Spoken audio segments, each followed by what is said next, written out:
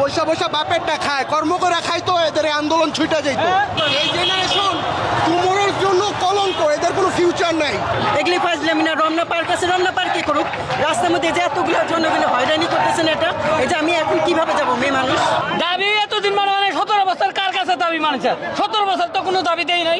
রাস্তা দুই সাইড দিয়ে সার হয়ে মানববন্ধন করবো, সরকার দেখবো।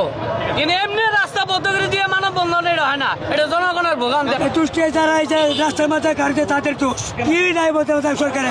সরকার নিচে খালি ঘুমায়। দেশের 1 নম্বর গ্যাস স্টোভ যা বেশি তাপেও ফাটে না। আরএফএল গ্যাস স্টোভ, নিরাপদ ও ঝামেলাহীন।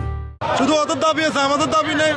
আমাদেরও তো দাবি আছে। আমরা তো ইমার্জেন্সি কাজ যাইতে পারতেছি না। আমার কল আইতেছে, ঘন ঘন কল আইতেছে, আমি যাইতে পারতেছি না। আমার না যেতে পারে, আমার 2000 টাকার কাজ বন্ধ হয়ে যায়।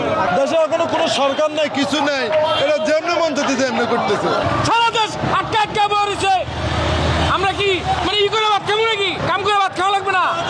কিছু একটা হলে রাস্তা বন্ধ, রাস্তা কেন গেন্দাম করা লাগে? তার প্রতিষ্ঠানে দেখ জাতালিত হয়ে যায়। দেশটা একদম বাদ করে ভালাইছে। টোটাল ঢাকা শহরটা একদম জগা খিচুড়ি। মানুষের যে ভালোবাসাটা আছে পাবলিকের মন থেকে আর উঠে যাইতে আছে এই ভালোবাসাটা। আগে একটা সাপোর্ট পাইতে, এখন তার কিছুই পাইবো না।